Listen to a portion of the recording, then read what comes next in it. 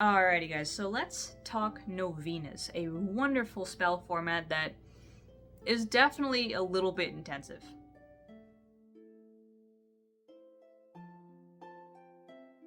So if you've ever talked to a Catholic who's like really devout and like really in that stuff, you might have heard them mention once or twice the concept of a novena.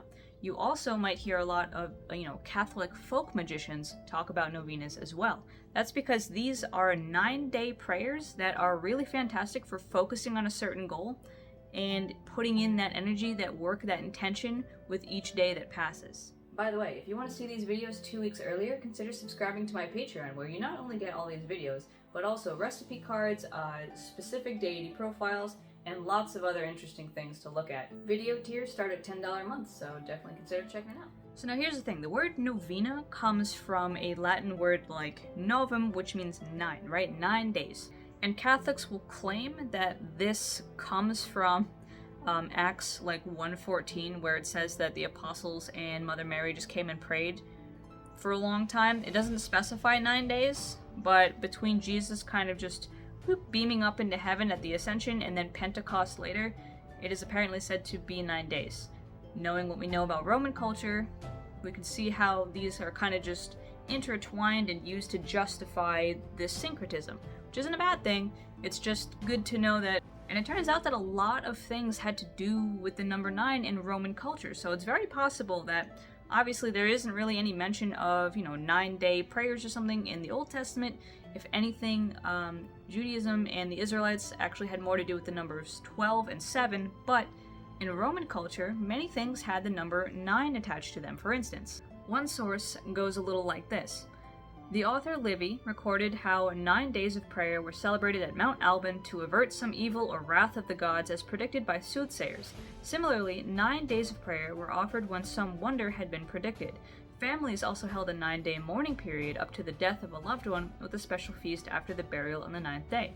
The Romans also celebrated the Parentalia Novendialia, a yearly novena from February, right, the 13th to the 22nd, remembering all departed family members. Since novenas were already part of Roman culture, it is possible that Christianity baptized this pagan practice. So it's one of those other syncretic elements that very much came from the culture that started turning Christian, right? It's one of those tools that they knew was pretty helpful and pretty culturally significant, and that they just kind of kept doing in a Christian context.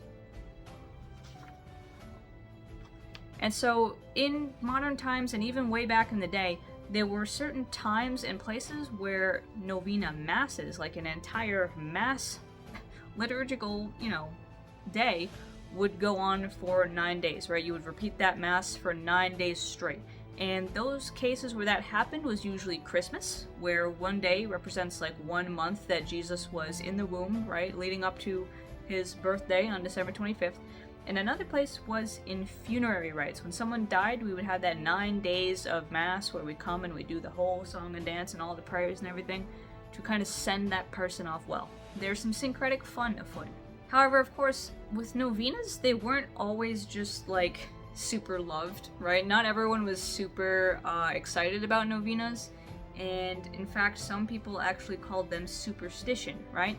So certain people, for instance, one guy, Cornelius Janssen, who was a Dutch theologian and bishop, he had a whole kind of like theory based off of St. Augustine's idea of like predestined salvation that ended up creating this entire different theological sect. So Jansenism, or Jansenism, if we're spelling it like Americans, this is something that was considered heretical because it suggested that like people don't have anything to do with God's salvation, that God just kind of, decides who's going to heaven, and that our actions have absolutely no effect on it. Of course, right, St. Augustine said, well, only a certain portion of humanity is ever going to be saved, and we see this in modern times too. We see this in like Jehovah's Witnesses and like other people who think that there's just a group of elect, right? Calvinism works with this idea too, that there's a group of elect and everyone else is kind of screwed.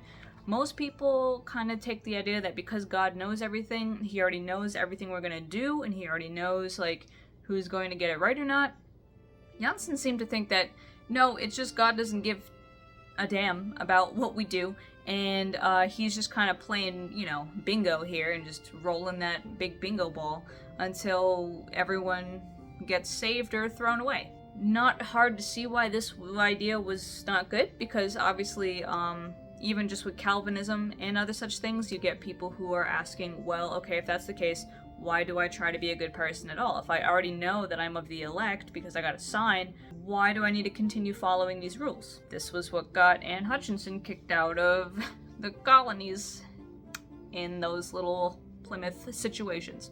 But obviously for someone like Jansen, the idea that you could do a 9-day prayer and basically get some kind of reward for it was pretty superstitious, right? Because eventually, while we did have these, these masses and stuff, it did become a personal thing you could do as well.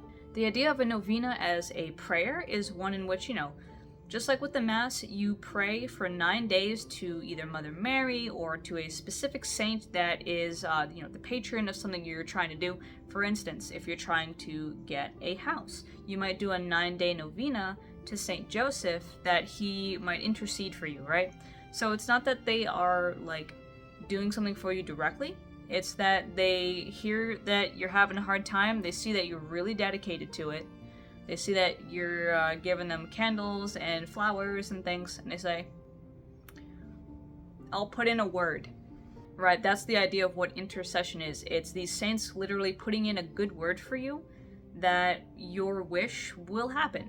I've done this myself, namely with St. Nicholas, mostly because I was going to do an interview with him for Interview with the Gods, but also I did take that opportunity to ask him, hey, throw some luck my way, if you can. If you can get in a word with the big guy, maybe some abundance would be nice, right? And so on the last day of that novena, after praying to him, lighting his candle, and so on and so forth for literally 9 days straight, my last gift was $50 that I was going to donate to something that my old job was doing, which was raising money for toys to give out to kids who maybe otherwise couldn't have afforded, a bunch of toys for Christmas, right? So I donated $50 to that initiative to help kids have, a brighter Christmas, and that was my final offering on the last day of St. Nicholas's novena. However, a really important thing to point out about novenas, and this is likely where we got Jansen going off about superstition, is that just because you ask doesn't mean you get, right? Yes, you can do this, long 9-day prayer, and you can be really dedicated to it, and you can be really earnest in your request, and you can still not get it. Just like any other spell, sometimes something happens and gets bungled, sometimes wires get crossed, sometimes it's just not meant to be, right? Sometimes your own guides will knock that spell right out of the air and say, no, what are you doing, right? Very much the same thing applies with a novena here. Yeah, you can ask these saints to intercede for you, and you can do really well, but all they're doing really is interceding, right? They're going up to God and saying, hey, this person is having this problem, they would really like this thing. I, on their behalf, am championing their cause. And God could still say, denied. It's still ultimately up to God. And so someone actually called it kind of vending machine Catholicism, in which a lot of people seem to get this idea that if they did a novena, their request would be automatically granted, that they would be guaranteed to get what they want, and they call it vending machine Catholicism for a reason, right? Oh, I put in 9 days of prayer, where is my cosmic soda, right? That's what one source was kind of setting it up as, which is very much not how we want to think of any religion, right? Nobody, whether they're Christian, pagan, anything, should be treating their god or gods like a vending machine, in which that you can just kind of pray really hard and expect some kind of reward in return. There's a lot more to spirituality than that, and I feel like a lot of this prosperity gospel that we see popping up with more evangelical types is exactly this kind of thing that people are warning against. You're not sitting here going to church just so that, God will suddenly boop you into a millionaire. That would be kind of dumb, right? Especially with how much of the Bible focuses on being not rich.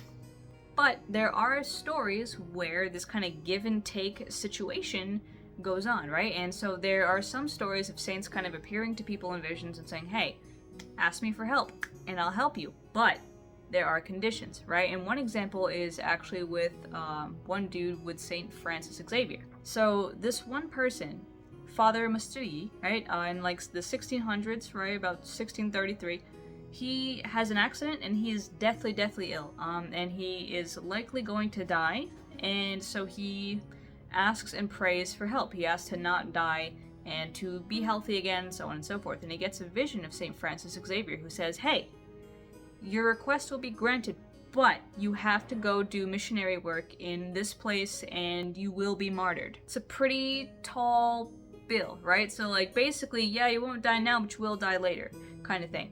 And so it's very much that give and take. It's those contracts in which, yes, he will be cured of his ailments, he will, be well again, and he won't die of this thing. But in return, he has to go do some work in a different place and face danger for it. And so his life will not end here, but that extra time bought will get him over here. But Father Mystery took that deal. He made that vow. He said, yep, if I am healed of this ailment, I will go to this land, I will preach, and I will just let whatever happens, happens. And so then here comes St. Francis Xavier again to be like, cool, great, in that case, you're fine, you're healed, get on a boat and let's go. And so Father Mystery goes to Japan, actually, to do ministry work in Japan, where he is then martyred. So there are some instances where it is very much a give and take like that, where it is like, okay, well, I'll hold up my end if you hold up your end. But for the most part, to approach a novena with this intention of just getting something, like, for 9 days, like if you're just kind of babbling through the prayers and going through the motions and being like, cool, I did all 9 days, where's my gift? That's not how you want to think of novenas. Novenas, at their core, are kind of like the rosary in that they are meditative tools, right? Where you can pray this novena and not think of it so much as getting like a material item, but a spiritual item, right? Where you're kind of learning this discipline, this faith, this trust. You're learning to come into alignment with what God wants for you, and just if something good happens to happen, great. You can still make your intentions known. You can say, St. Joseph, I really need a new home, but, help me stay with the faith and help me, trust that my time to have one is coming. But to ask St. Joseph to intercede for you and then be mad about it and do some saint punishing after if you don't get that house, no, that's not what novenas are for. That's not how they should be approached. Like any other spell, you can do them with the intention of getting something, but if you're working with deities or with God especially, they are probably going to know what you need before you even ask it. They're going to see where you are, what you're doing, and again, right, it's a little bit of a be careful what you wish for, because you might try to force something through. You might try to get a house that you think you want, only to realize that maybe you could have gotten actually a much better house had you been patient and not tried to force the issue. As with all things, there's a very large theme of not taking the divine for granted, and not getting entitled. And this is something that applies to all spell work. It's very important not to get entitled, right? Very important not to just kind of stick your hand out and, twirl in a circle and say, okay, cool, I did my trick. I did the little trick. Where is my treat, right? We don't want to act like that. It's not good for a relationship with divinity, and it's not good for our relationship with ourselves. So when you do a novena, remember that material items are great and stuff. Like, there's nothing wrong with asking for those, especially if you are in need, but it's not about that. And it's not about just having all your wishes granted and blah, blah, blah, right? It's about developing that closeness with the saint and asking them to kind of take you by the hand and guide you to where you need to be, spiritually, mentally, physically, so on and so forth. So with all that said, I hope that is a helpful overview of a novena, what it is, what it does, what to watch out for, and that if you do decide to start one for any saint at any time, that you keep in mind the main focus, which is about becoming a better person always, right? Becoming a better person, becoming closer to God, not about just getting gold and toys and riches and fun. So with all that said, I will see you guys next week for another conversation, and I hope you have a great rest of your week. See ya!